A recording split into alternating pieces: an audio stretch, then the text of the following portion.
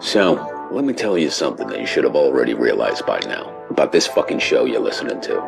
This shit is supposed to be for mature audiences, as in grown-ups, mentally mature. It's supposed to talk about adult subjects, an adult frame of mind.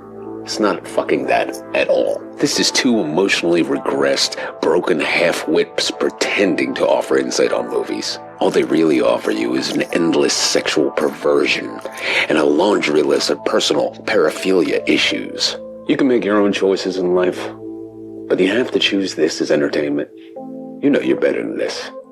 You have to know you are better than listening to Cinema Psyops.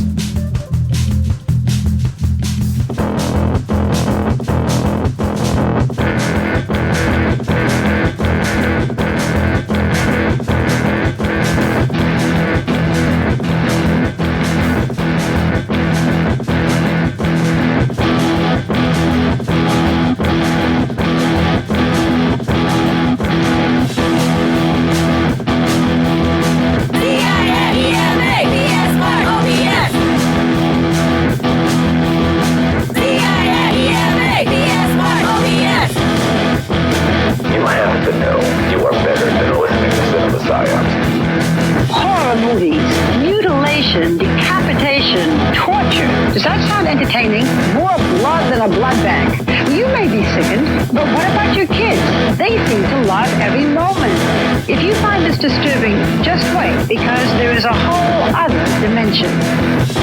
Do you know what your children are watching? Well, parents and psychologists are very concerned. Fair warning, though, there is some graphic violence in this, but we say that for you, not your kids. They've probably already seen it.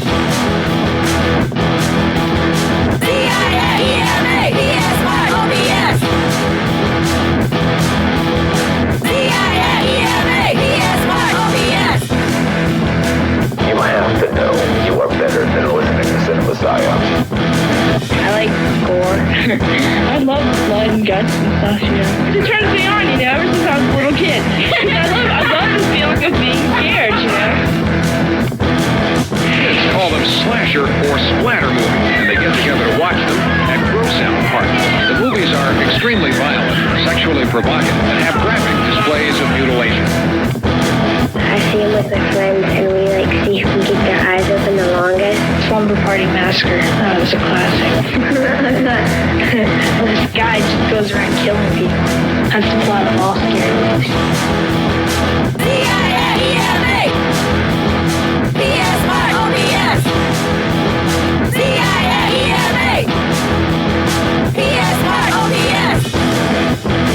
You have to know you are better than listening to Cinema Psyops. Kids get the movies from the horror section. Most of the violent movies are rated R and aren't supposed to be seen unless you're 17 years old. Others are made directly on videotape and bypass the rating system altogether.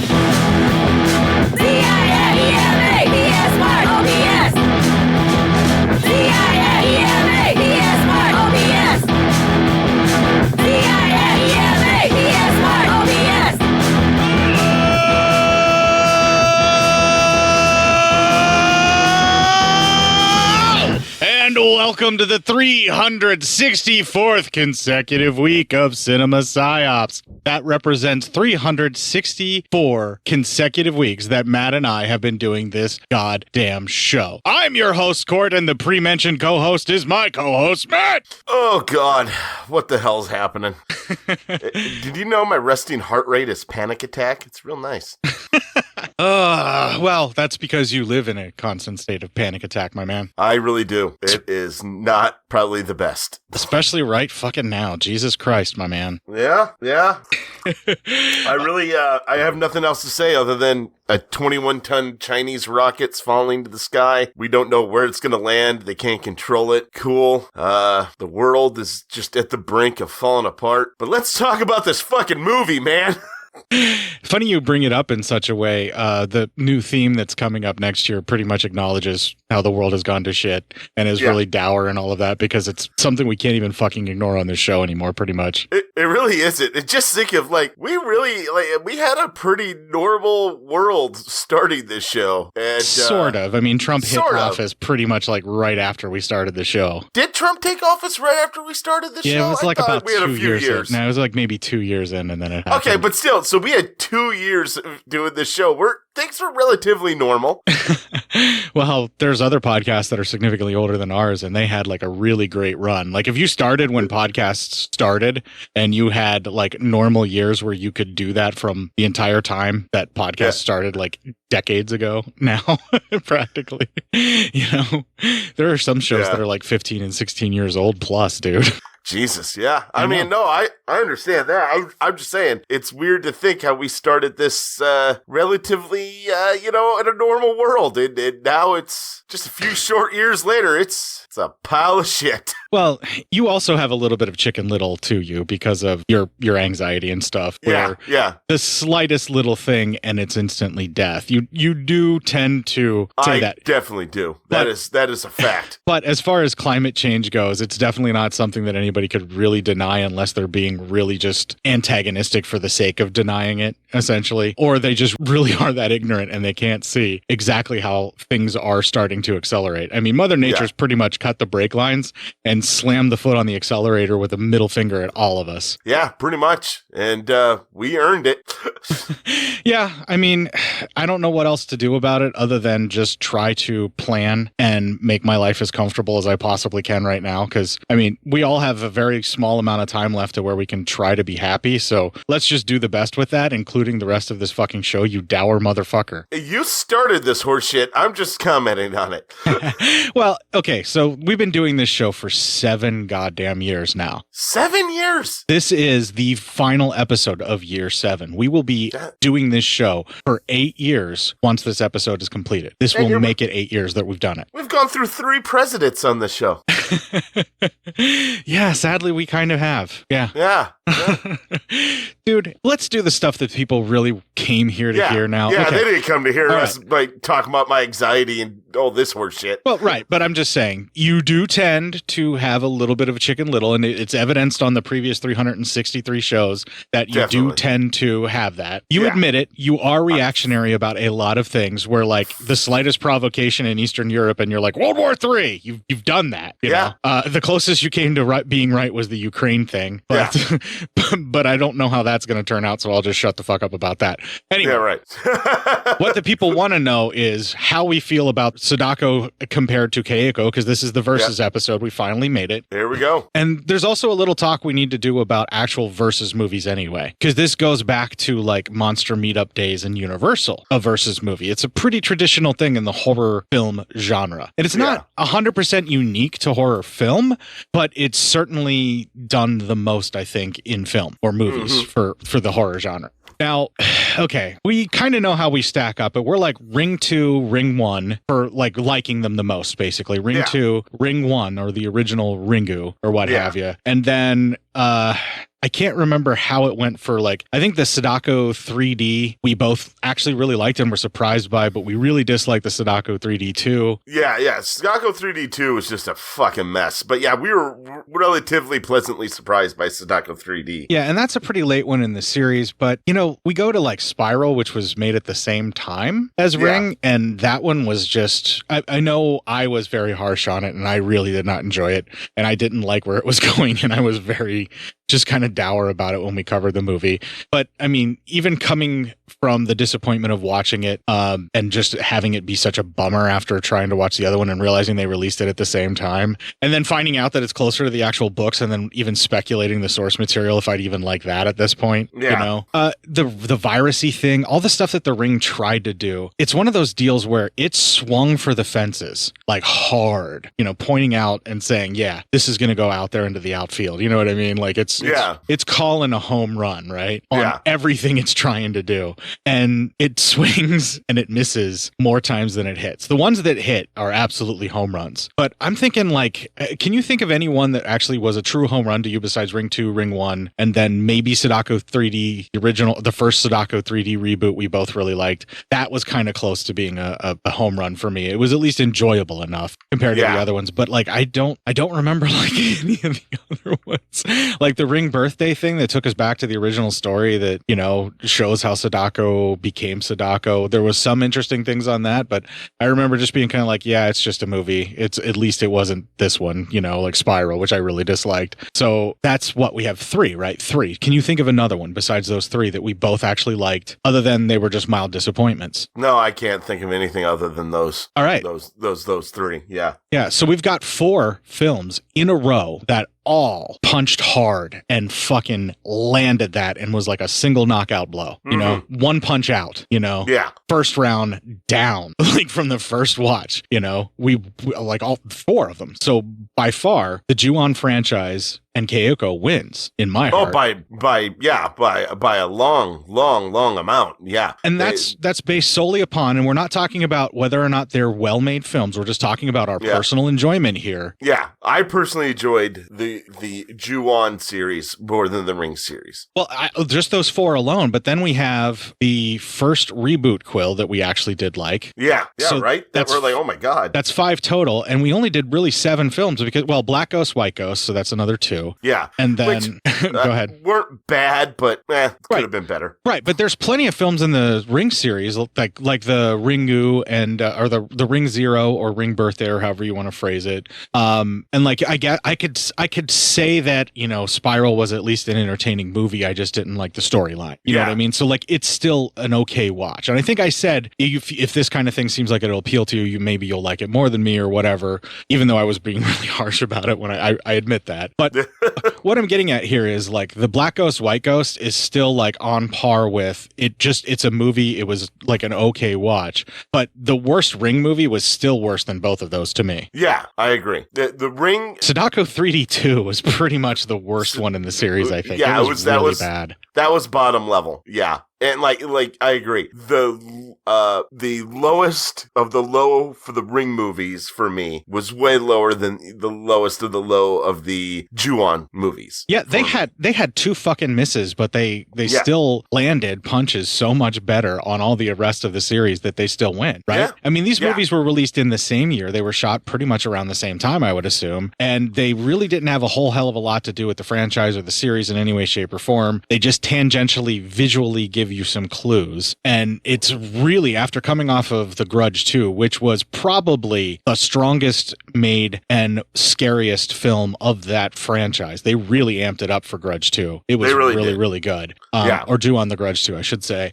It's even more of a disappointment, but that drop still didn't have me disliking it anywhere near as much as I disliked 3D2, because that was really fucking awful. Yeah, 3D2 was just the shits. So just based on the worst of it, even though it's 2 goes against 1, I would rather watch Black Ghost, White Ghost again than watch 3D2. Yeah, I would too. Yeah. Like if I had to, you know, I probably won't watch it. If you're going to make me do something, I would still, like I said, I'd rather watch the worst Ju-on movie to me than the worst Ring movie to me. Yeah, and so the Ju-on The Final Curse was also just kind of a movie, and it wasn't a super disappointment, but like I still would have enjoyed watching that or wanted to watch that again before I watched Spiral or Birthday even, which are all movies that I said were good. They were an okay watch, you know. Well, I think I don't know if I said Spiral was good or not, but I know I was too cruel for that. Everybody let me know in a lot of feedback that I was.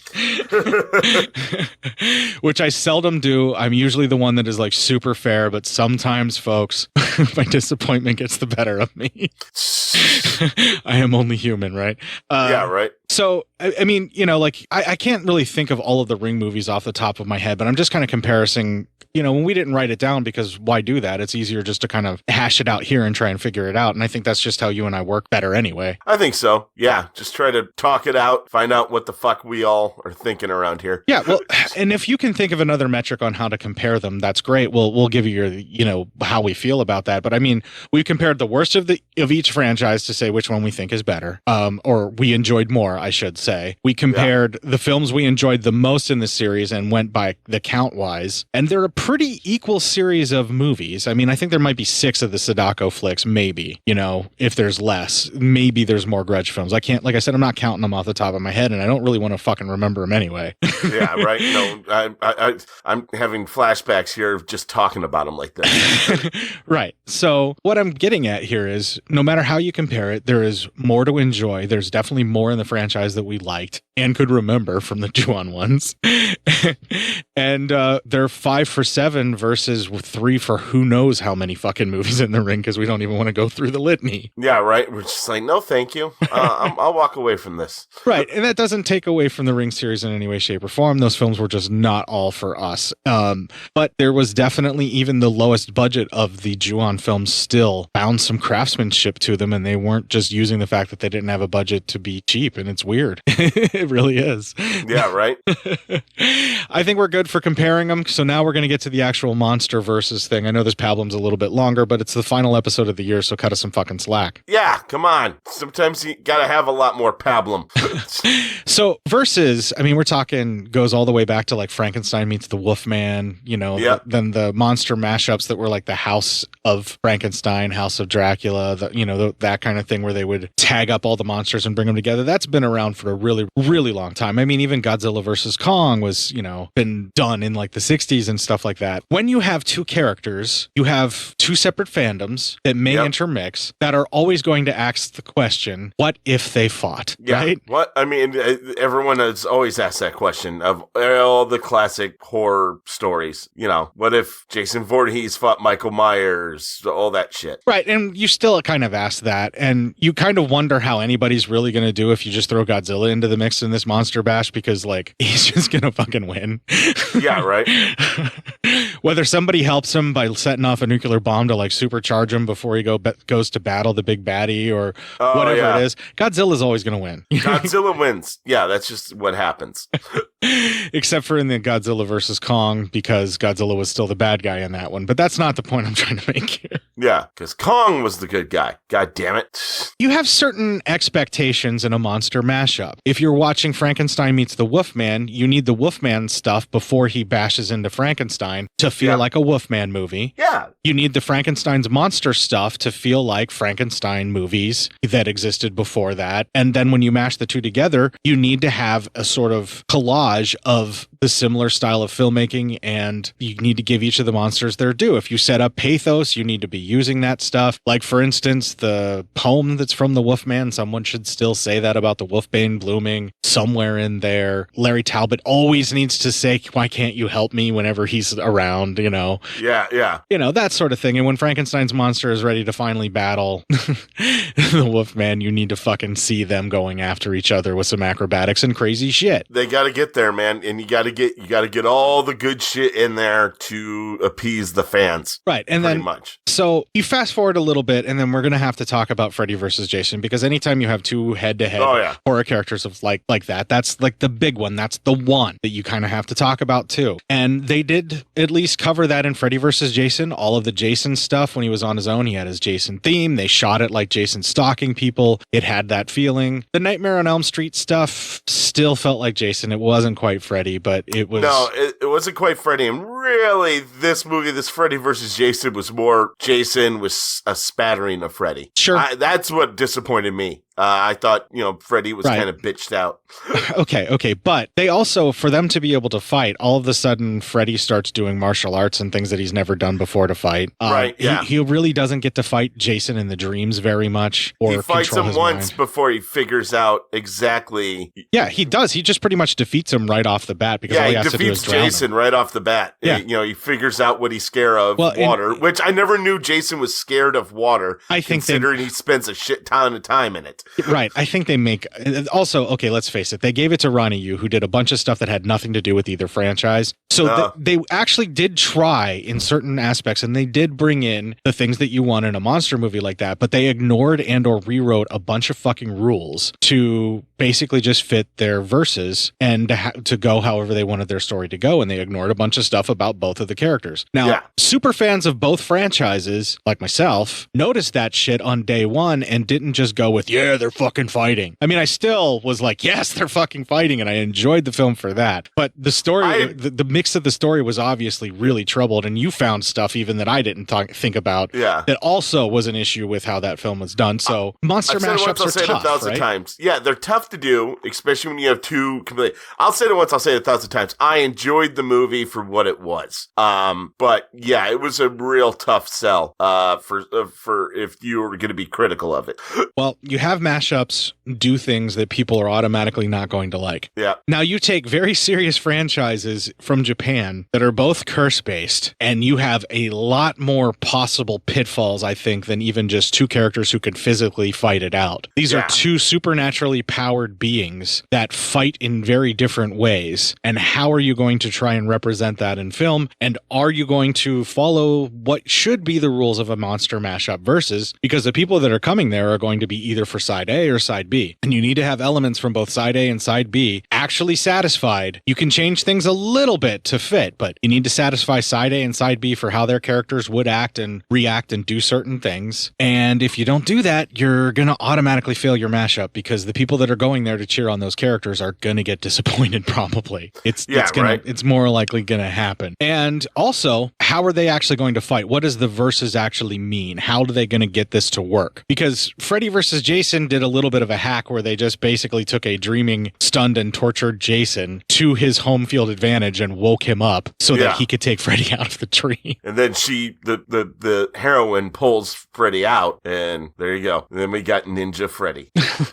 Which, he does fight a kid who knows martial arts, and he can be in dreams, and he knows how brains work. So, yes, maybe he somehow studied in the Orient and all of that time. Sure, whatever. But we're not reviewing that film.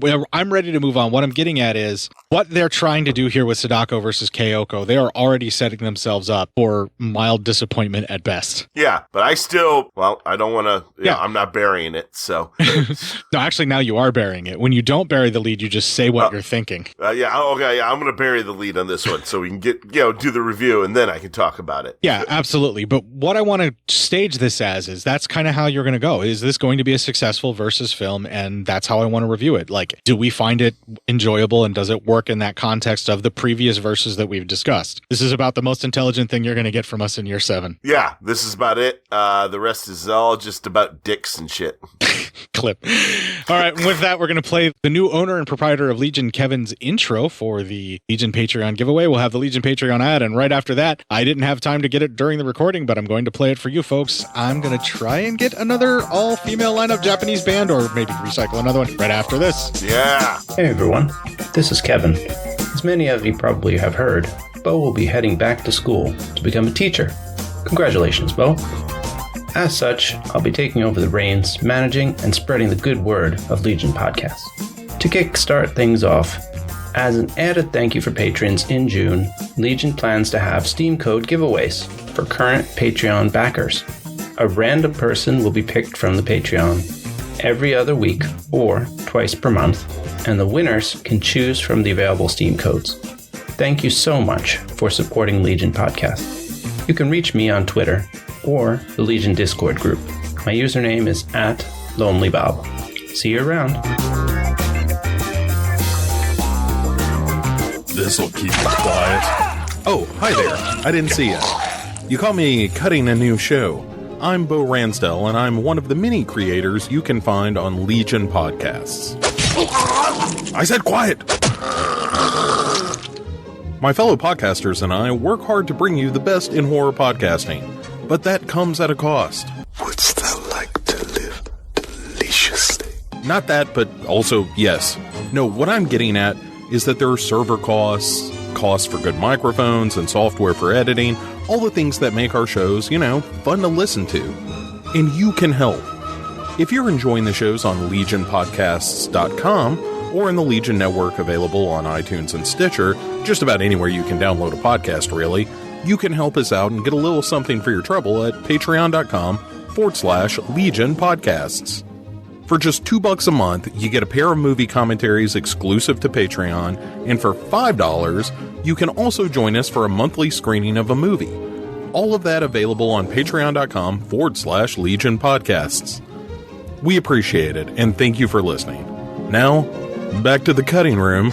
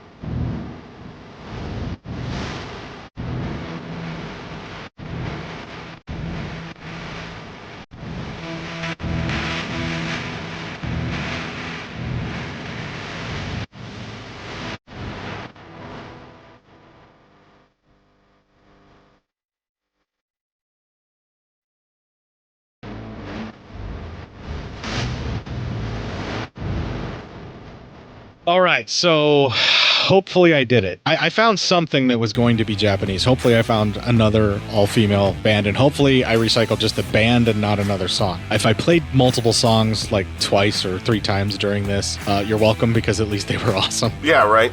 Congratulations. You got to hear some cool shit. Yeah, and after this episode, I'm not going to be playing Japanese music all that much, so Matt's going to be feeling very deprived and have withdrawal. Yeah, I think that sucks. Why are you doing that to me?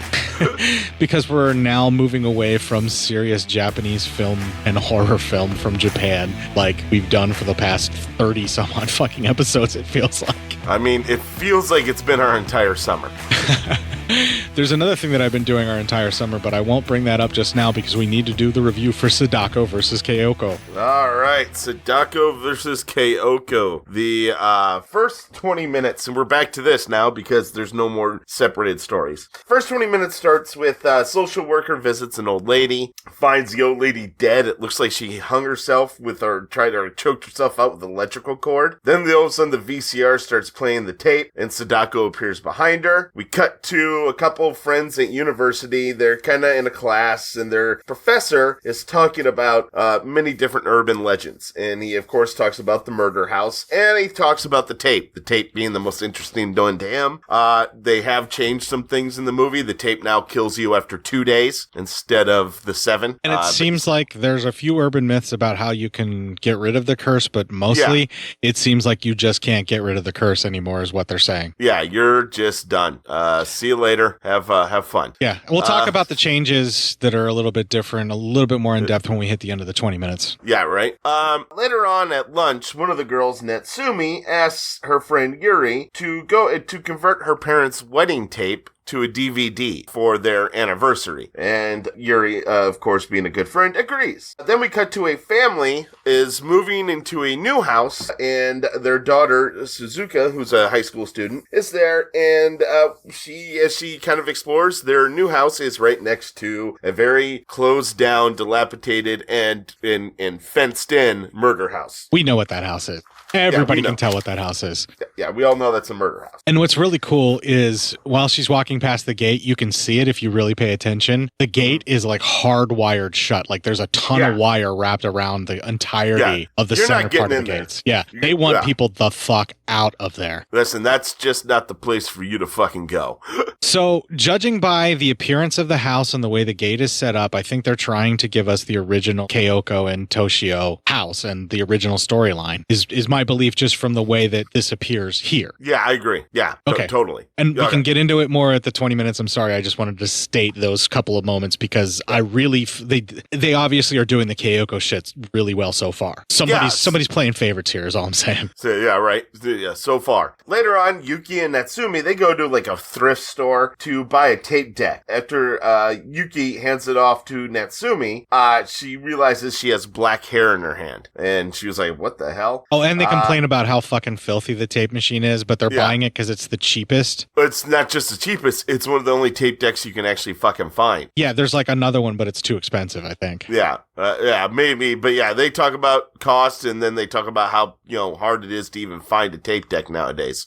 Which they're not fucking wrong. Yeah, right? I mean, can't be the easiest thing to do. That night, they find a tape that's already in the tape deck, and they decide to play it. However, Natsumi doesn't really want to watch it. She's kind of nervous about it, but Yuki's like, come on, let's watch it. We're going to have fun. And the tape starts playing, and we see we're in a dilapidated building, but then it cuts to Natsumi watching it, and Yuki actually gets a text message. So she actually starts looking at her phone and doesn't watch the tape, and all we see is Nat watching the tape, getting freaked out, and then the phone rings after it gets done playing. Her cell phone, the girl who did watch it. Cell phone rings, only hers. And it's a really bad noise. And then as Nat kind of freaks out, Yuki hugs her, and Natsumi looks up and sees Sadako standing there, and then she's gone. Later on, we cut back to that shop, and a girl who works there is telling the owners that she sold the tape deck that has the cursed tape in it. She actually says she watched it 2 days ago and even got a phone call, but it was just some random number, just good timing, and everyone has a good laugh. And then she thinks she hears something.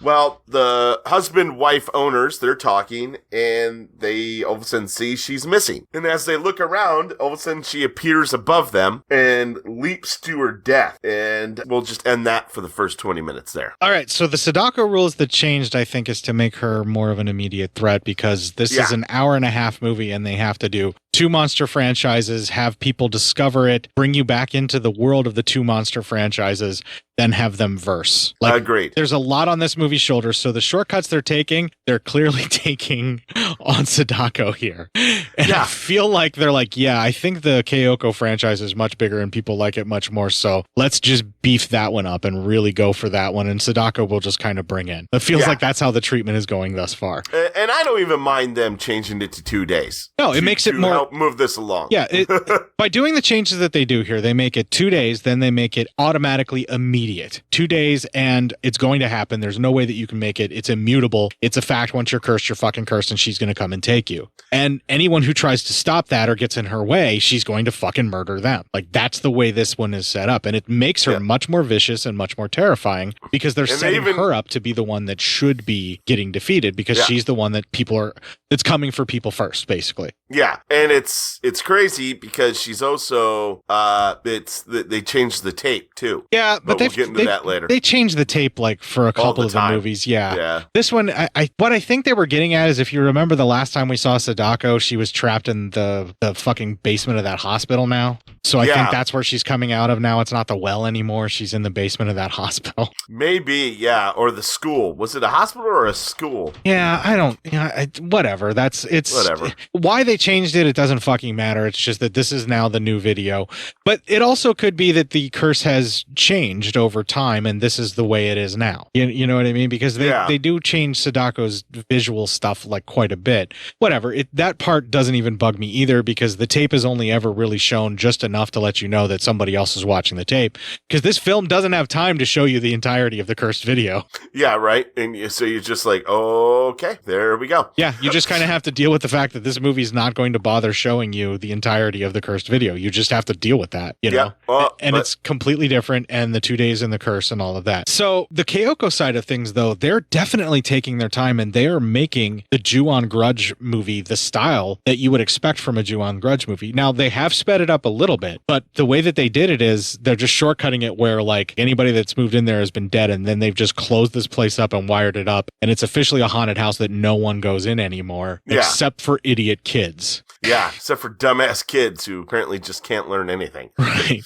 But the other thing that I want to mention, the girl takes notice of the house like anybody else who gets affected by it, and eventually gets drawn to it and wants to know more about it or learns about it, and then eventually ends up in there somehow. Like, yeah, right.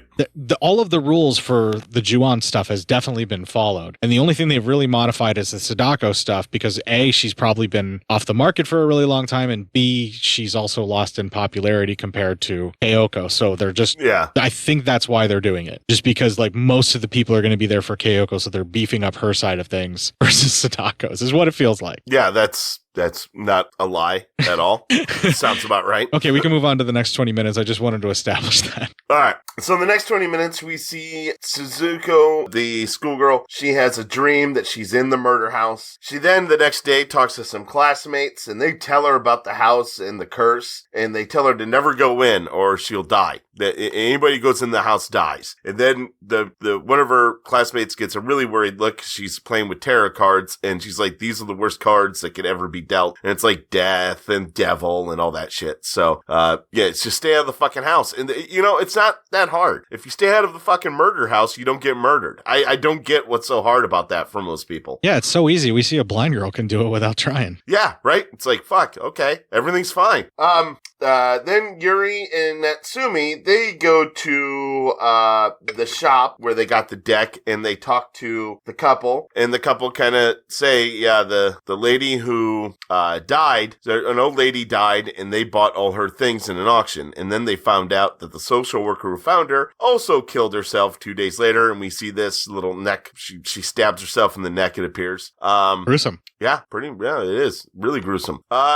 So then the girls are like, well, fuck, this sucks. And they go to their professor, and they tell him all about the tape, and they have it. He gets super excited because, of course, he's way into this. So he goes, all right, I'm gonna watch the tape. So he watches it. The girls leave. Then he gets the phone call, and he hears the same shit noise, and the girls are really scared. And he tells Natsumi that, don't worry, I'm gonna contact a medium he knows that will perform an exorcism to help them. Then we cut back to Suzuka. She's walking past the house, and there's a little boy just waiting there. And then 3 other little boys show up. The other kids are the 3 other kids are bullying this kid, and they throw a whole bunch of rocks in his backpack, and he has to go inside the house. Well, the kid goes inside the house. He's not in there but 2 minutes before he hears a cat, and then looks down, and we see Toshio looking just horrific. Then the kid opens up the door, and the 3 kids are talking, and kind of like, oh, he's an idiot for going in. It's not our fault. He's dumb, and just being a real assholes. And so everyone's like, Jesus Christ, what a dick. And he throws a rock and pegs one of the main bullies right in the fucking face, which is pretty fucking cool. Yeah. Better than the rock fight in Stephen King's It. Yeah, right. And then he goes back inside, and the 3 boys follow him in. One boy walks around, and he gets pulled by Toshio. The 2 kids out of the 3 that went in just get killed real fucking quickly. This is a big change for the Ju-On series, where it's like you go in there and it's like instant disappearance and death. Almost like the house is starving, like people have stayed away for so long the ghosts can't wait. Yeah, they're like, oh God, thank God we get to go fucking kill a motherfucker. And also bonus points to this movie for murdering fucking children with the ghosts. It's awesome. Yeah, right? I thought that too. I was like, damn, that's awesome. They do it pretty well where like the kids just are snatched and then they're gone, but you know what happened to them. Like it's not gruesome other than the fact that you hear the kids screaming as they're being dragged away. And that's awesome. Yeah, right? It's so gruesome and without even having to do anything like really overtly violent or bloody. It's awesome. Yeah. So then the main bully kid who got hit with the rock finds the little boy hiding in the cupboard. The boy throws a rock at him again, hits him in the face. Looks like he broke his nose, doesn't it? Yeah. Oh yeah. Well, these are hefty rocks. Yeah, this kid ain't fucking around, man. Like that's brilliant to use the rocks to get back at these kids. This kid has good aim too. It really fantastic aim. Makes you feel good about yourself. That kid, if shit wasn't going to go wrong, would have been a great baseball. He probably could have thrown a decent pass too if he wanted to play football. Yeah, either one of those two. But then Toshio lands on the bully kid's shoulders, and then all of a sudden we see 2 arms. Kayako, you see her arms grab the kid being bullied, pulls him back into the thing. All of a sudden no one's there. Those kids are fucking dead. That was really cool where they cut on the cabinet door slamming shut when she pulls the kid back in, and then they cut to the wider angle when this cabinet door swings back open from bashing, and the kid's gone from the middle of the floor, and then the kid's gone from the cabinet, and it's just super quiet, and then it sets in where you're like, oh fuck yeah, this house just devours the kids like nothing now. Just fuck them up. And so Toshio does this interesting like backflip kind of maneuver, or like will like leapfrog onto somebody's neck and pull them by their head, and then they're gone. Like he'll pull them backwards, and then as they go to fall, they just disappear to wherever he pulls them. This is super creepy, and all they did was just speed up the amount of time it takes before the curse takes you. Yeah. But at the look at the house, you just kind of wonder if maybe, like I said, it's starving. Like this curse has not been fed in a really long time. So it's just grabbing things instantly, you know? Yeah, right. It's just like, all right, well, this is, I guess, what we got. Or the reverse is that it's become so powerful now. The only thing that they've done is they are not saying that you can have the curse go outside of the house to get your family as well. Like they don't acknowledge that it can be passed on if you're taken in front of someone or anything like that. It's just literally you go into the house, you're gone. Yeah. That's the only real big change with the Ju-on stuff. Otherwise, feels pretty much the same as all the other stuff that we've seen in the Ju-on series. Again, they're paying very serious attention to the Ju-on stuff and playing real fast and loose with the Sadako stuff. Yeah, exactly. But I loved this whole scene, though. It was great. It was a great way to start this shit. The kids going into this thing and being taken in the haunted house made me love this film. Like, I told myself after that scene, I'm like, you know what? I don't give a shit what happens in the rest of this movie. I will defend this scene because this was really well done. You know, I didn't like this Toshio as much. I don't think the kid was that great, but they just changed him up enough to where they made him fucking acrobatic. I like that he's meowing again, so we know exactly which version of Kayako and Toshio we're going with. This is the original timeline where they were brutalized. They do take something from the American timeline and say that Toshio was drowned with his cat. Yeah. I don't know if you noticed that or not. They're picking and choosing the little things that they liked in this, apparently, but they're picking everything that they really wanted. So right. And they're doing a pretty good job with it, and they're speeding it up, but I still think they're showing it a larger amount of respect is all I'm going to say. And I'll shut the fuck up now. I'm done. All right. Well, the professor gets a phone call, and the medium is ready to meet. So they instantaneously they all go meet her. She senses the tape, realizes you guys are into some shit right now, and says that she'll help them. However, the professor says just help the girl. He wants to actually meet Sadako. So all right, fine, you can meet Sadako, whatever. So this professor's a fucking weirdo, and I enjoyed him. Yeah, me too. But they have the ceremony, and I don't know if you saw the same thing, but goddamn, this ceremony I guess just includes a shit ton of fucking Harry Potter spells. Yeah, I mean, I don't know if these subtitles were just the file that came along with it. Yeah. They seemed pretty accurate to everything else, so I wonder if this is just them trying to do some tongue-in-cheek cheeseball humor and show that they're not going to be saved by this lady. It's not going to do anything. Yeah, right. Or maybe it's just a way of poking fun and jabbing at these older beliefs of how to cleanse people from spirits. I don't know. Yeah, but maybe the person's supposed to be a con man. Yeah, but I don't she's know. not. Obviously, she's the real deal. Right. I don't know why they're all Harry Potter spells, but yes, our subtitles for this particular file in this version of the movie that we watched were Harry Potter spells. It played on Shudder a while back, but I never watched it when it was on Shudder. So if you saw it on Shudder and they were Harry Potter spells too that this old woman was saying, please let us know. I'm interested in how that got translated there. Expelliarmus. But anyway. Yeah, she even does the death curse and shit somewhere. All right. Settle down, Voldemort. We'll figure it out. Go fucking cast a spell someplace else. Goddamn. Anyway, somehow this horse shit thought that works. was fucking hilarious. Somehow this horse shit works. She recites Harry Potter spells and it works. So they start doing. They start trying to exercise Nat, and apparently that means waterboarding her and slapping her around a little bit. Well, they make her chug. It's not like they. But they also dump water on her. Yeah, well, listen, that's water torture, no matter what. All right. So anyway, but all this does work, and Sadako appears within Nat's body. And then all of a sudden, one of the assistants, or two assistants helping the medium, one of the assistants walks over to the other assistant, breaks their neck, and then kills herself. The medium tells the professor she's failed, but she's already called Keizo Tokugawa and left him money underneath the altar. And she starts then killing herself, but the professor tries to stop her, and then she headbutts him into oblivion and also kills herself. Yeah, so he's dead, and the neck breaks are super brutal, and the person who kills themselves, snaps their neck forward and basically snaps their neck off at the base right around their shoulders. And that's how they break it. It's fucking brutal. It was some hardcore stuff. So the kids' deaths that happened with Kayoko's side of things and with Ju-on were fucking intense. And then what we see now is Sadako will literally murder anyone or force them to kill themselves who interferes. Now, we don't know if Sadako doesn't do the thing putting people in a well. It seems like she just forces you to kill yourself in a really brutal way. Yeah. So it's really interesting. I would have liked to see where they get that well treatment where they just animated over their face where all of a sudden the two assistants just rotted. Yeah, right. And then the old lady was starting to get that stuck in a well rot scream face too, you know? And like the guy tried to stop her and then it basically she headbutted his head flat. Yeah, I know. It really digs into like some severe extreme violence stuff. And I think they're just trying to just bring in the crowd and get people to enjoy it. They're just trying, I mean, it's obviously going to be more gratuitous deaths. So. Right. And so I don't mind that they're doing it this way, but it is completely different than any Sadako version we've seen before. And they're really playing very fast and loose is what I've said earlier, and this is evidence of it. I liked what they did here, where she's basically like a failed exorcism, and everybody is forced to commit suicide or gets their head smashed in whenever they try to stop the people doing the suicide thing. But it just feels like it's like, well, this one completely failed, and now you're going to bring in some hotshot to take care of it. What the fuck?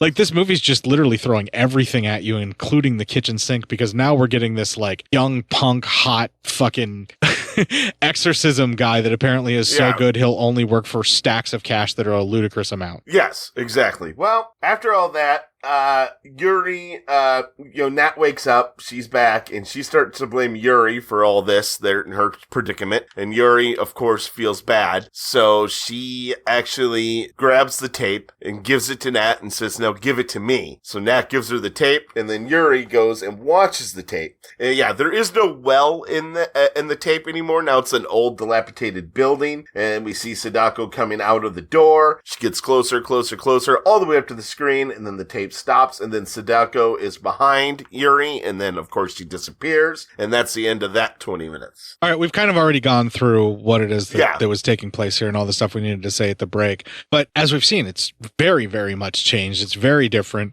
and Sadako now just comes out of a doorway and then comes up to the screen, and then you see that again before you die is I guess what they're doing, and then that's how she comes out of the TV for you. You try to interfere, she forcibly kills you, and apparently you're not just marked anymore. Sadako lives in you and possesses you, and then kills you in 2 days, or something along those lines. Yeah, something like, so, so, I mean, we're kind of already explained all that shit, so. Yeah, just trying to sum up here so we can move on. I'm good. Yeah. All right, the next 20 starts with this Keizo and his associate Tamayo, a young girl who's blind. They show up.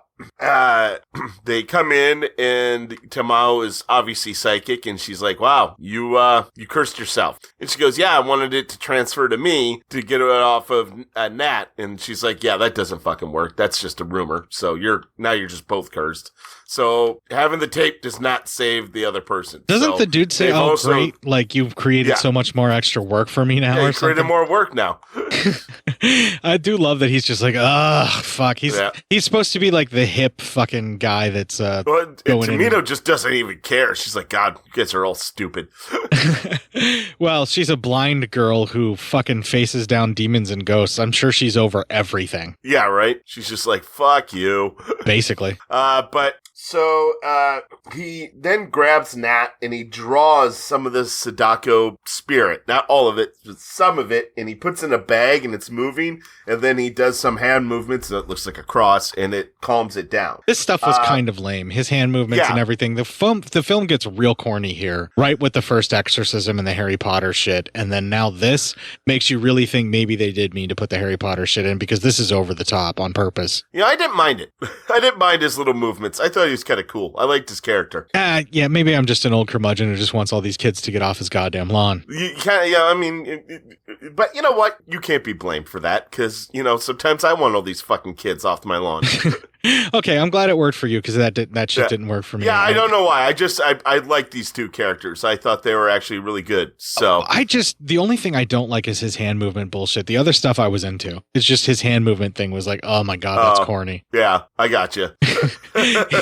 He looked like he was trying to do an interpretive dance and like distract people from the fact that he wasn't doing anything else in the movie. Yeah, something like that. That's exactly what it seemed like. Yeah, that's the part I'm complaining about. The other things I liked in their characters. There you go.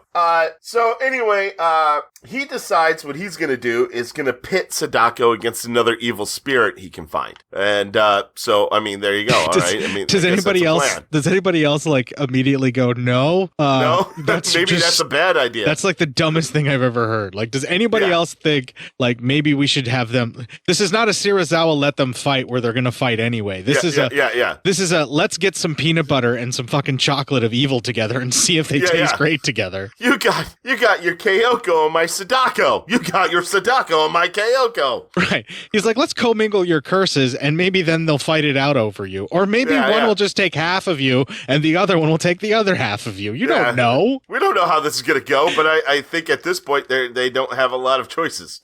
His solution is when you're cursed, you just need to get more cursed and then you'll be fine. Yeah, right. You're fine. Listen, you have ghosts in your blood. Do cocaine about it. All right. That is literally this guy's an 1848 frontier doctor. Yeah, that's literally his fucking solution. He's like, what you need is to be cursed by something worse. Yeah, right. Jesus Christ. We can move on. I just wanted to point that out. That's his plan. Well, he then tells Yuri to stay there with a sleepy Nat who's passed out. She asks him to actually make the DVD copy of her parents' tape, and he takes and he's like, fucking Jesus. Later on, Suzuka, she finds out the 4 boys in her classroom are missing, and she remembers seeing those other 4 boys. Nat and Yuri, they're watching her parents' wedding tape, and Nat is really fucking depressed. Like, she's having some issues. Well, Yuri decides, she's got so little time left. And she's been through a lot of shit already. And then Yuri decides to go showering, and she has a Sadako experience, a lot of hair, all that shit in the shower. So I guess that sucked for her. Well, that's something that those of us who live with someone with very long dark hair also experience in the shower because it comes out of nowhere, and you're terrified by it, just like she was. You're like, what the hell? Who was this? What did I do to deserve this? What happened? Oh, are you? Did I watch a tape? Actually, that's the end of that 20 minutes. So there you go. I'm good. We can move on. All right. So the next 20 minutes starts, Keizo and Tamano, they visit the murder house. He blesses a rock and he throws it, and he actually hits Toshio, who runs away, making cat noises. And the girl says, don't enter the house. Whoever enters the house, dies. And then she calls out the spirit. She says, that's Toshio.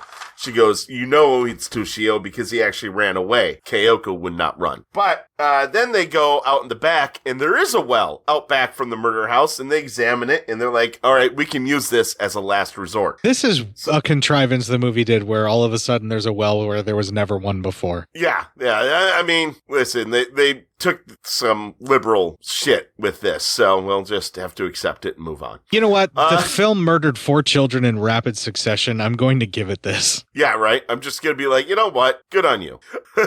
Seriously, I am. I'm fine. Go ahead. Yeah. Whatever movie. You do you. Yeah. You do you. All right. Then, as they are leaving, they run into the schoolgirl, Suzuka. Tamano says the house calls to her, and he tells her, stay out of that house or else, you're going to die. Later on, at dinner, she and her family are talking, and she talks about the 4 boys missing. And she's like, I saw 4 boys outside that fucking old house. Maybe that has something to do with it. And the dad's like, listen, shut up. And then they just go on about other shit because, hey, fuck you. Stop trying to talk to me.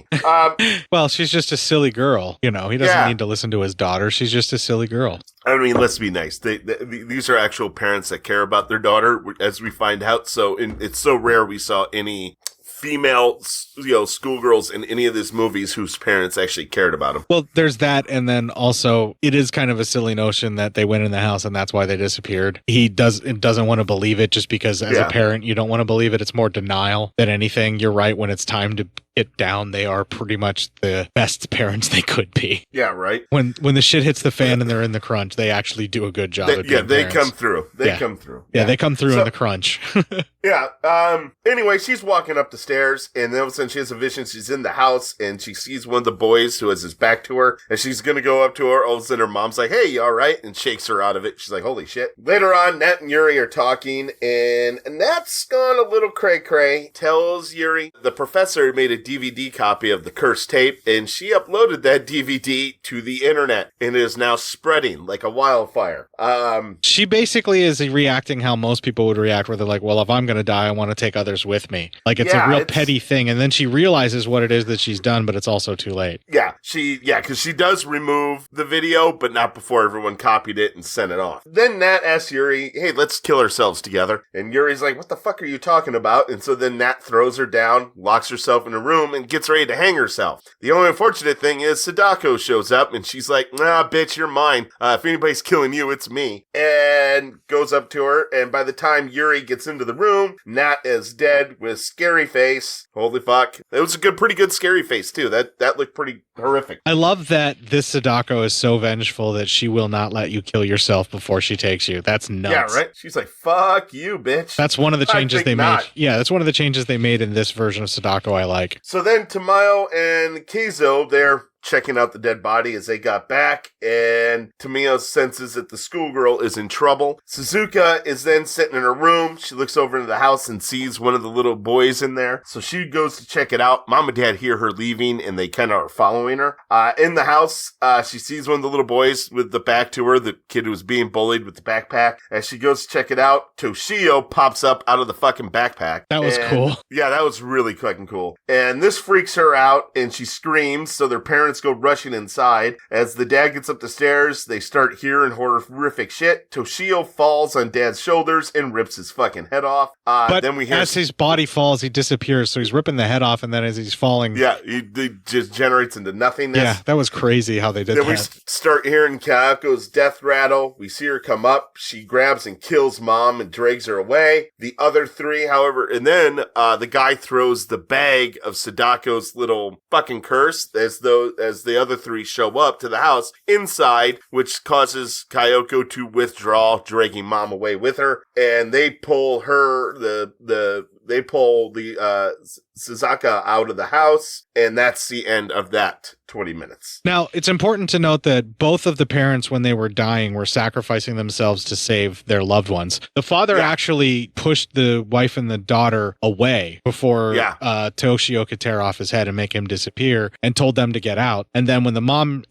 fell and took the daughter down with her, as Kayako was crawling up on top of the mom shoved the daughter away and told her to get out and run. Yeah, right. And like that did happen in that succession. So I wanted to point that out because we were talking about how they are really good parents when it comes time for the crunch. And the father knew he was doomed, but found a way to try to save his wife and daughter by getting them to go away in the moment that they had while he was being taken. You know? And then the same thing the mother did to try and save the daughter before the hair thing made Kayako drag the mom away and disappear.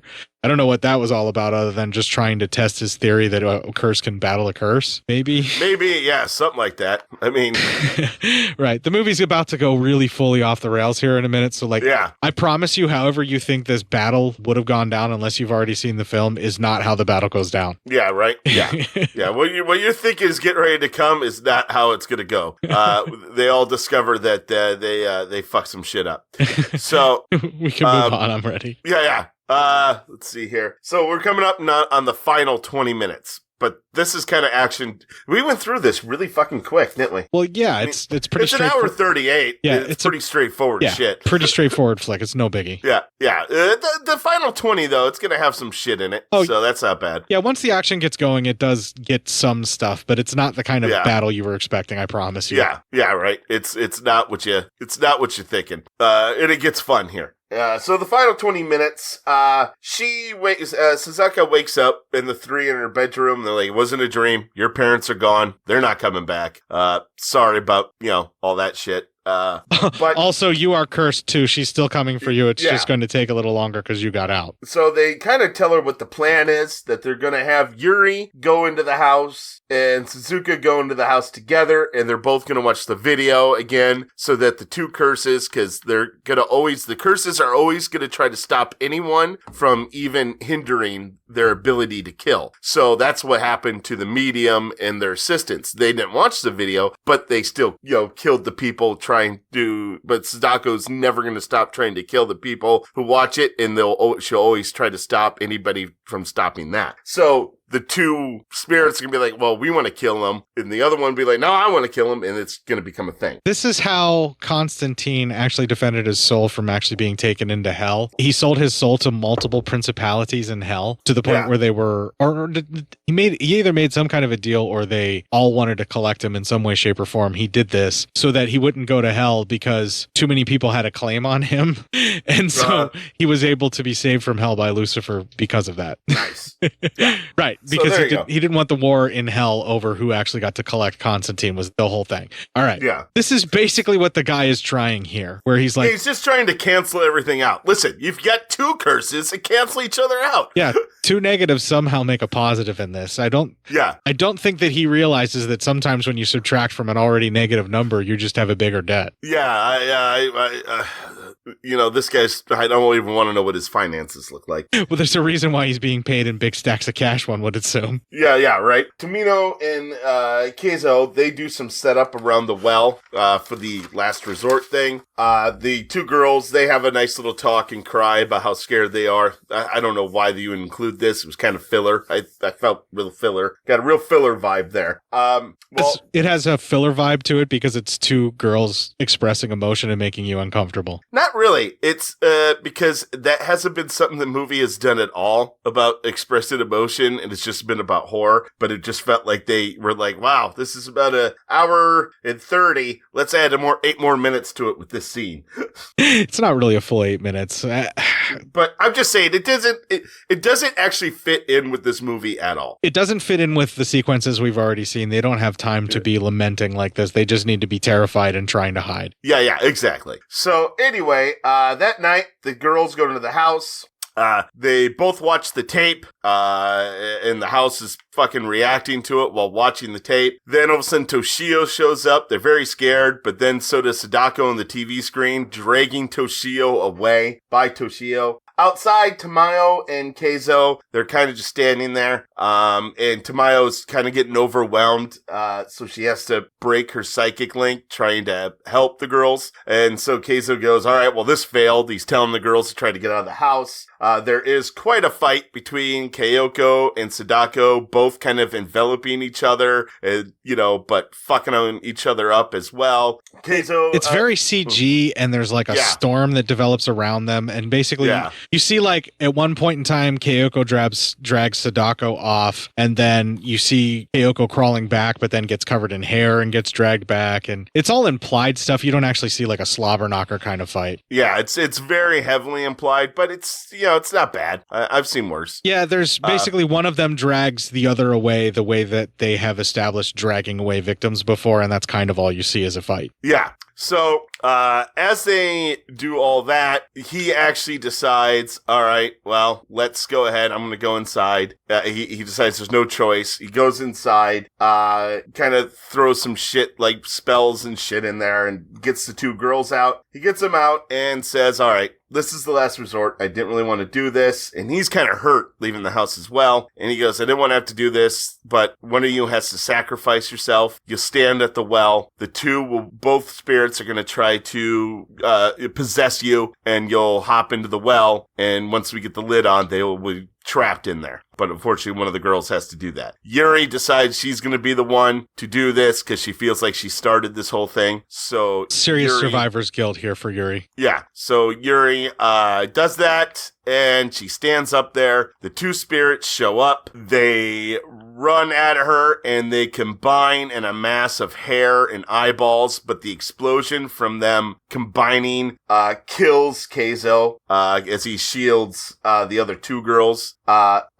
Then everything falls into the well. Suzuka, she seals the well and imprisons the ghosts. They think everything is fine. It's not fine at all. The ghost pops up. It is now combined. They're both combined in Yuri's body with the movements and the look of Sadako with the death rattle of Kayako. They come at her. Tamao can actually, she does, we see what she sees, even though she's blind. And it's just massive black, and she freaks out. And Sadako freaks out. And then as Tamayo is freaking out, we see Toshio is back, standing right next to her. And then the combined spirits come after the girls. Roll credits.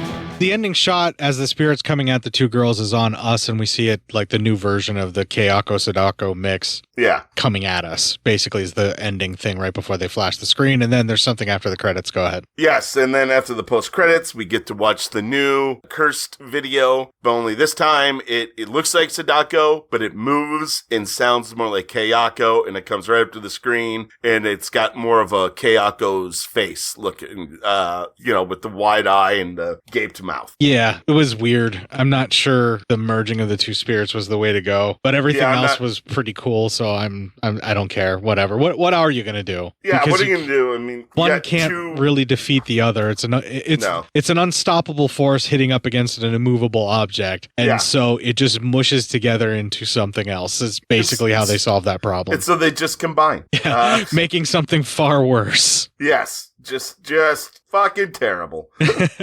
As anyone with serious anxiety will tell you, this is how fixing things ends up feeling to you. Or no matter what you do, it just keeps getting worse. Yeah, that's exactly how I'm a person with anxiety, so I will tell you that. Yeah.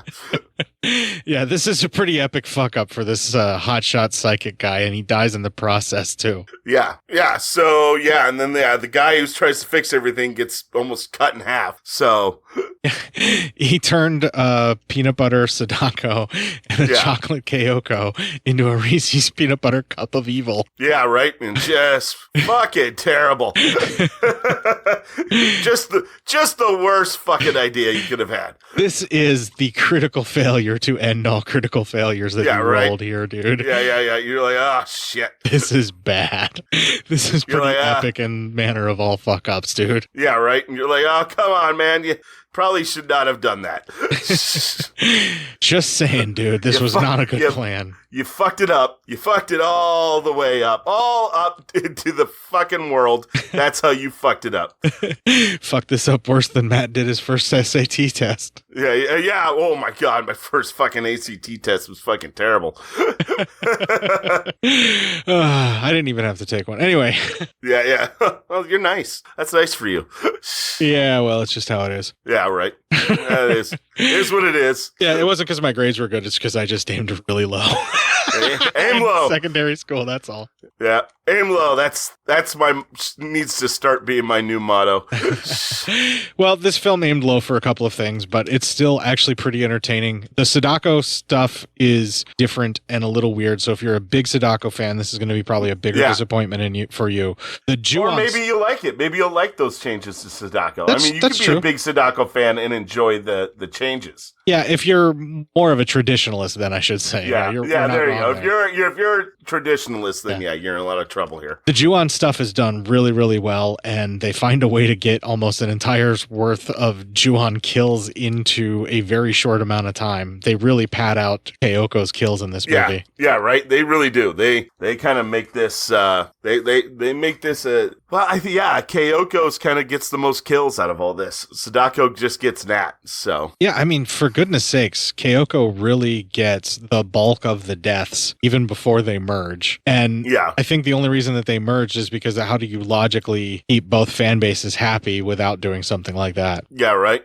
So plus, I like the idea that it's like you would epically fuck up something like this. Like the idea of mixing two curses to see what happens without really 100% knowing the full result. Like this is pretty much what would happen. Like this is the thing that a wizard would warn you of, where you don't go meddling with this kind of shit. This feels like the beginning of Harry Potter when Dumbledore tells him, "Don't go to the dark forest, motherfuckers." Right, and then that's what they go ahead and do. Exactly. That's basically what I'm getting at here is like this. In retrospect, it seems like like the most obvious thing that this would happen, you know, that they would merge if you try to fucking have two curses fight each other, you know? Yeah. Because they can work together to start taking people out and still be happy at what they do. Because Yeah, right. That's just what ends up happening. Yeah, no shit. He's just like, all right, whatever. Oh, man, this is such a Japanese ending, man. Yeah, right. It's, holy shit, man. Wow, what an adventure. Yeah, we had quite the run of films, and the ending of the entirety of this is they merge together to form something much worse, which makes so much logical sense, but at the same time, it's like, why would you do that?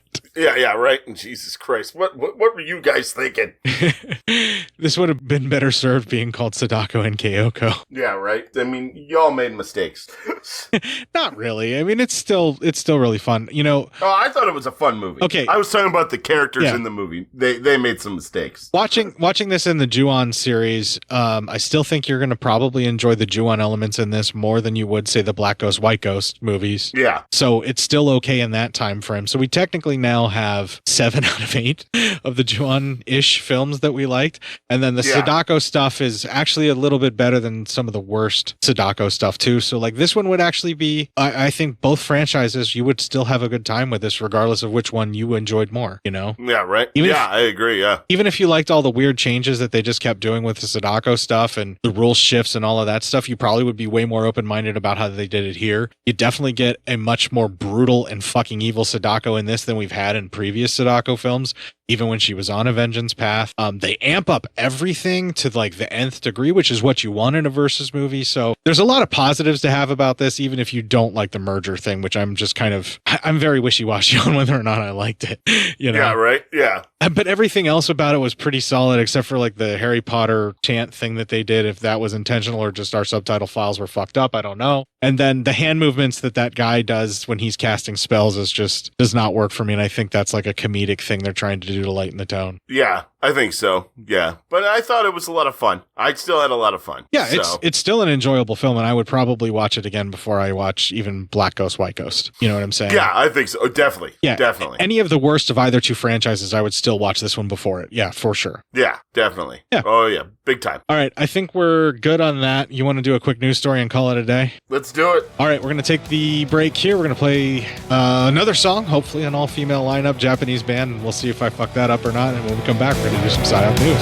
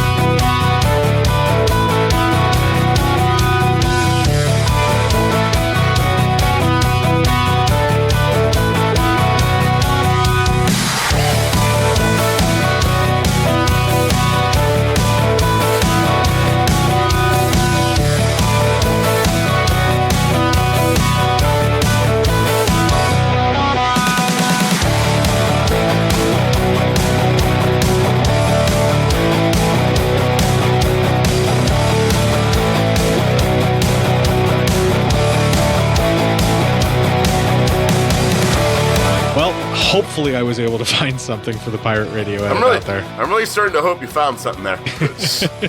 Yeah, we're really starting to hope it all got together. Yeah, I don't know if we were able to pull it together for this fucking episode or not. We'll see. We'll see how it turns out and if I have my shit together enough to actually do this. But instead of whether or not we're speculating how good or bad this song is that's playing underneath this fucking diatribe that we're padding out the episode with, why don't we just give the audience what they want and give them some PSYOP news?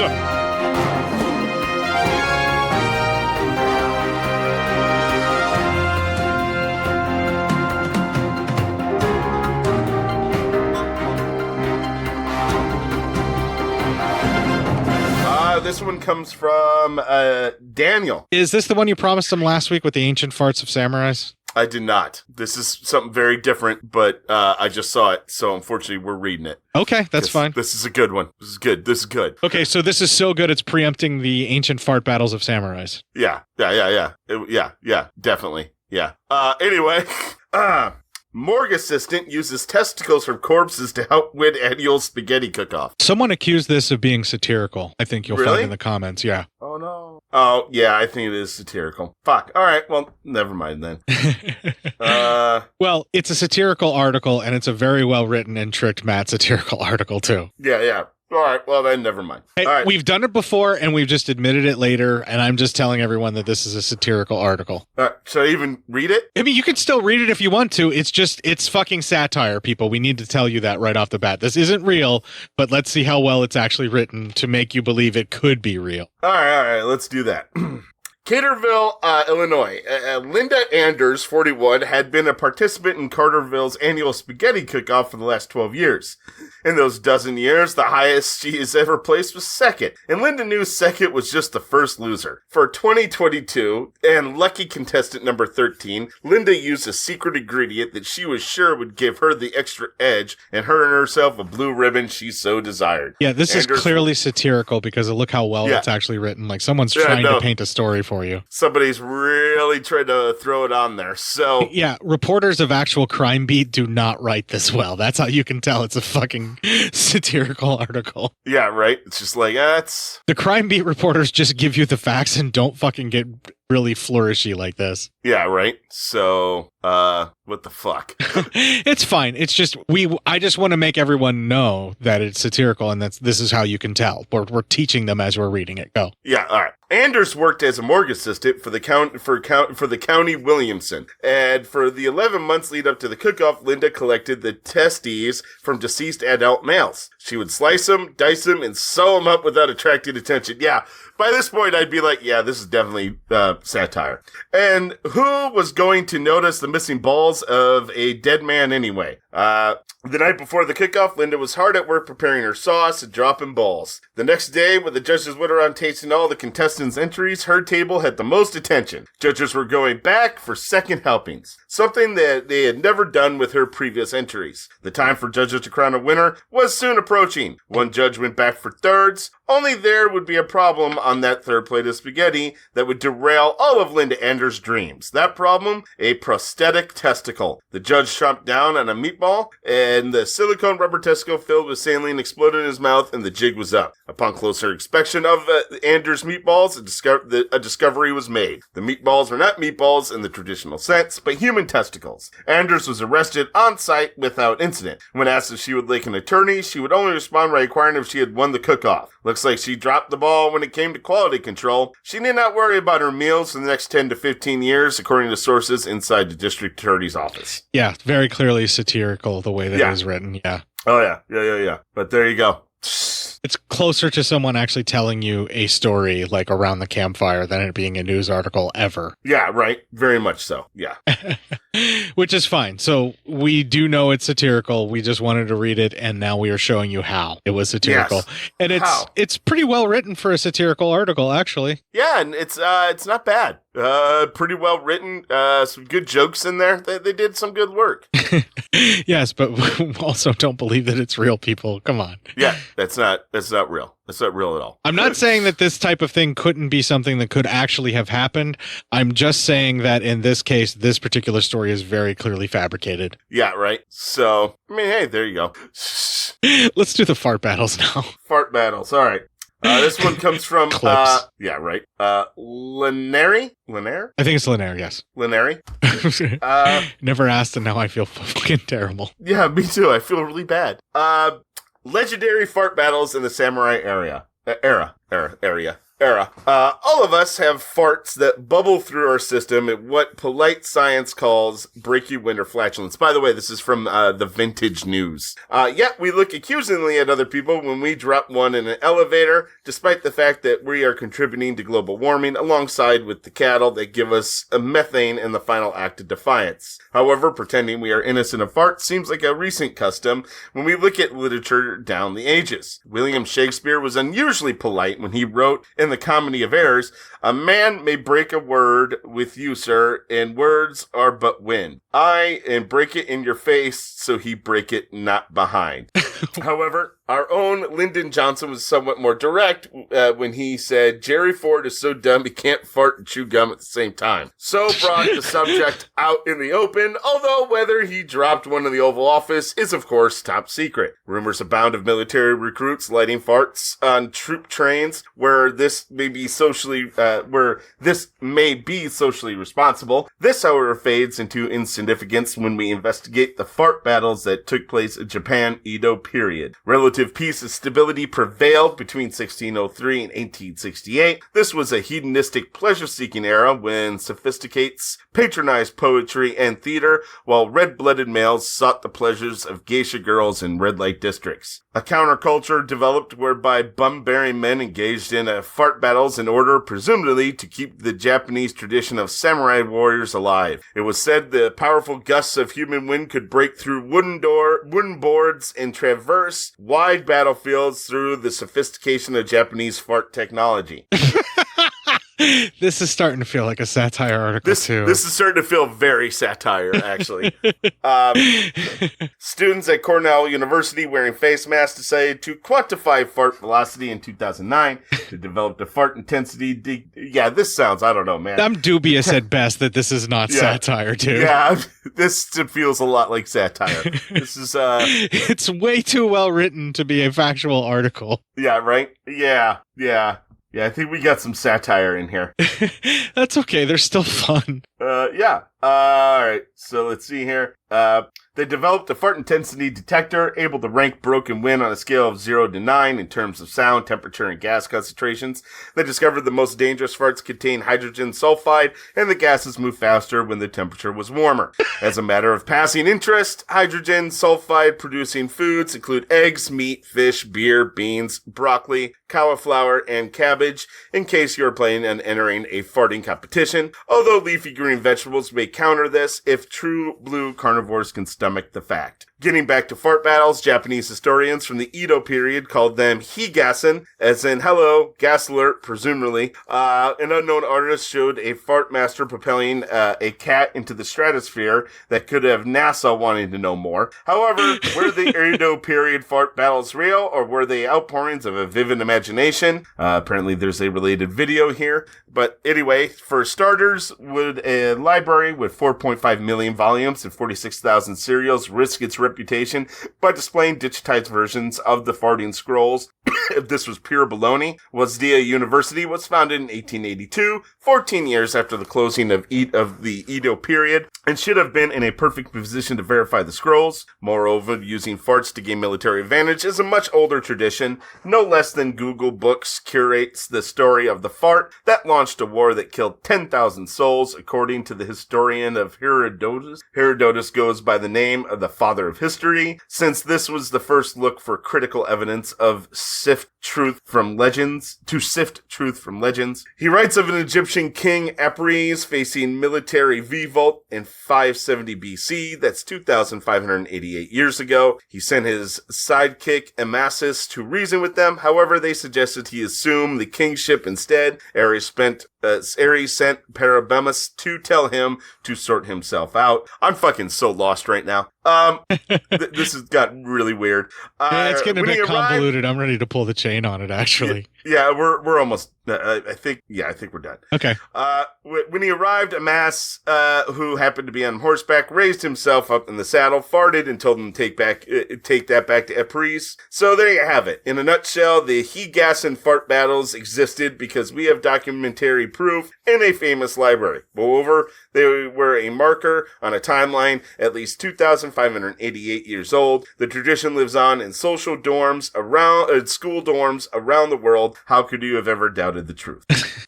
Yeah, I'm dubious at best that this is a non-satirical article. Yeah. That's, I don't know. Yeah, I'm pulling the chain on this shit. So we're going to play the Ending Legion promo. And after that, hopefully, once again, an all-female lineup Japanese band to close out this franchise fest. And this year, this is the last episode of year 7. We have now hit a full 8 years of podcasting with this Here we go. If you enjoyed this show, then make sure you check out the other great shows on the Legion Podcast Network, like Cinema Psyops, Cinema Beef, Devour the Podcast, Duncan and Bo Come Correct, Exploding Heads Horror Movie Podcast, Friday the 13th, Get Slayed, The Hellming Power Hour, Hello, This is the Doom Show, Hero Hero Go Show, Kill the Cast, Underwater Kaiju from Outer Space, Jerry Hates Action, Legion After Dark, Mental Health, Obsessive Cinema, Discourse, Pick Six Movies, the podcast by The Cemetery, the podcast on Haunted Hill, the Psychosemantic Podcast, Rick Radio, House of Wax,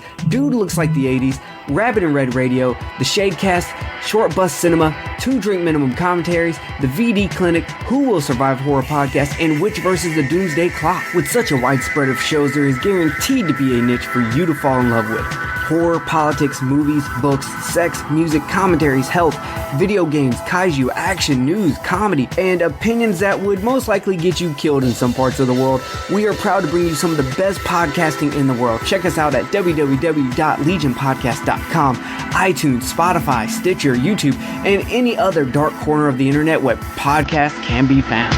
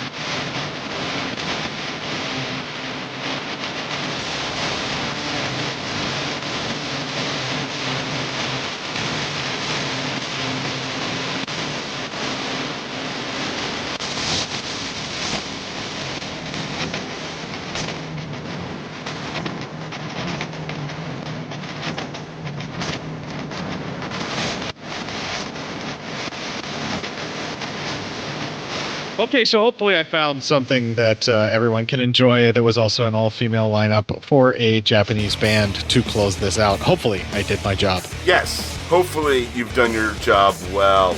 Well, the intro and break sign that we just played will be the last time that we actually will be playing those. So this is the end of the episode. I already have Year 8's done. It's already finished. I already got the theme song done. Yeah. Sweet. In just the nick of time, I was able to kind of just throw something together, and I think maybe the best one yet. Yeah, all right. I guess we'll see. Well, if you'd like to find all the other times that I bragged about that at the end of the previous 7 years, now that we are on Year 8, Jesus Christ, you can find that at legionpodcast.com/cinema-psyops-podcast. I noticed lately on the feed that on my podcatcher, it only goes back to like 63, but the older episodes I think are still there on Legion Podcast. They haven't dropped off. It's just that we've made so many episodes, Matt, that now they don't show up on a podcast feed from a podcatcher. Can you believe that? Wow, that's amazing. Jesus Christ.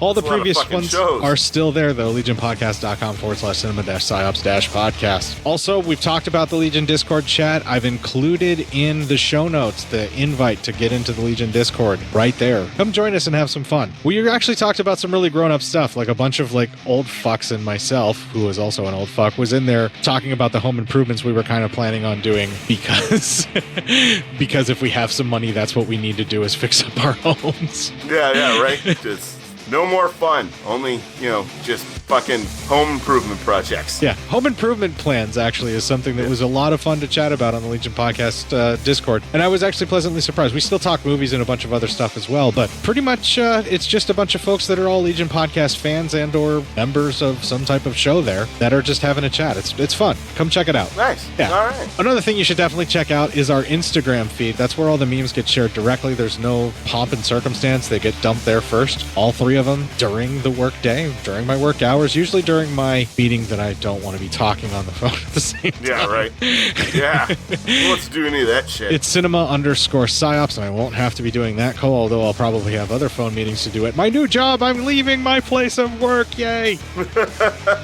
Woo, yeah, I heard. Congrats. Yeah, I went a little Kermit the Frog there. Anyway, you can find me on the Facebook group Cinema Psyops. So if things change on the social medias, it's because I'm probably enjoying my job more. Yeah, right. Or Sorry. I'm so busy that I'm actually wanting to work. I don't know. We'll see how it goes. Facebook groups. However we're doing this. Facebook group Cinema Psyops, and I am Court Psyops there as well. You can also email feedback to me, cinemapsyopscourt@gmail.com, and send me an entire diatribe about how this is the greatest versus film of all time, and I'm full of shit for not liking the merging because it's brilliant. That was in Sadako versus Kayako. Tell me how wrong we were about Freddy versus Jason, how wrong I am about my interpretation of how you should do a versus movie, how right I am about all of that shit, how happy you are. Yeah, there you go. I was about to say, why can't we be right about shit? Yeah, or write a diatribe about how happy you are that I've been doing this for 8 fucking years to keep you entertained. Yeah. Tell us how much you love us. Please tell us how much you love us. Please. Please. Well, while you're out there allowing us to shout into the void without responding like the fucking heartless souls you are, kick the fuck out of this week and make it your bitch.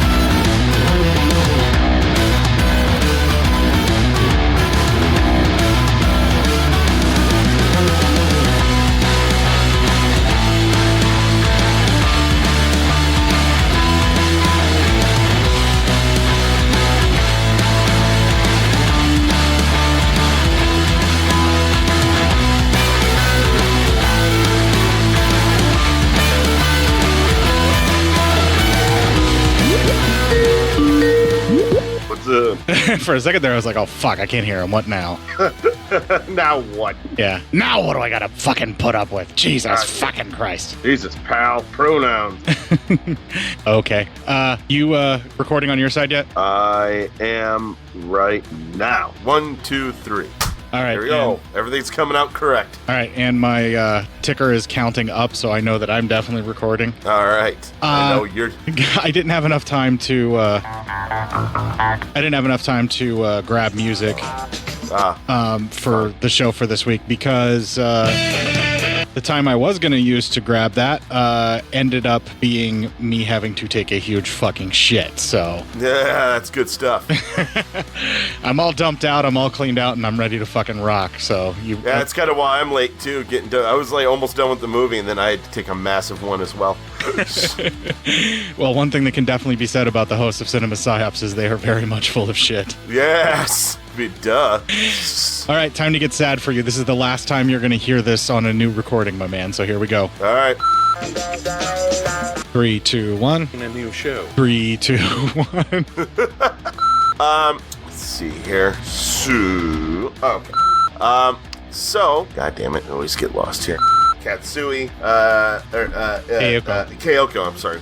Having water thrown at your face like that is not necessarily water torture. Sometimes it's just water sports. Aw, dude, that's something way different. Water sports are way different. You should probably Google that later, but much later when I'm not around.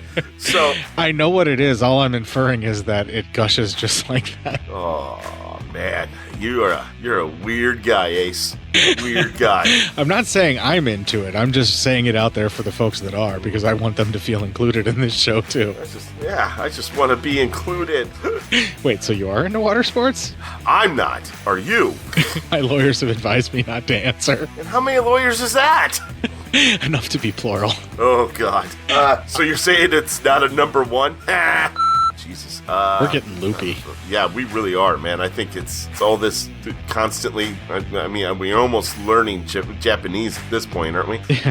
We watch it so much. You will get some relief. You'll have stuff that you won't have to think very hard about for the first couple of weeks of next year. That would be nice. I don't like having to think. I think enough already. You'll be doing significantly less reading of the screen. Often to my own detriment, to be honest. So, let's see here, because fuck me. All right. fuck is her name? I want to call her Sadako, but it's Suzuka. Sorry. Jesus Christ, man. Get the fucking ghetto today. It's getting fucking ridiculous over here. It really kind of is. I'm just saying. Outside though, so, God damn it, man. Fuck it, get it together today. This is fucking worst. Easy, buddy. Cool. I'm mad at myself today. It's fucking sucks. Alright. Alright, 3, 2, 1. Oh, and I'm sorry. Fuck again. For 2022, the lucky contestant, the number 13, and for 2020, I'm really struggling today. Hold on. Lost your place. God damn.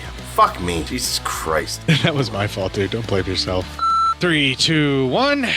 Let me pull up my show housekeeping and we will jump right in. My phone can't verify my face when it's behind my microphone, Matt. That sounds normal. Why are you trying to circumvent technology?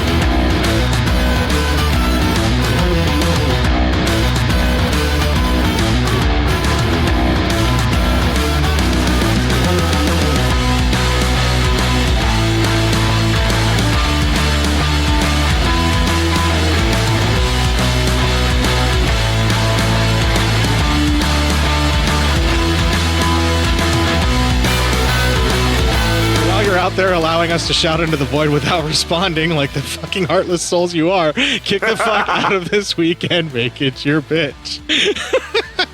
Only way to get through that one.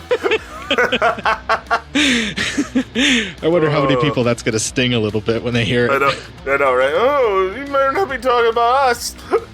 Maybe we are. Maybe we're not. I don't know. I am, but I have now stopped. That's the end of this fucking year. Yeah, fuck it.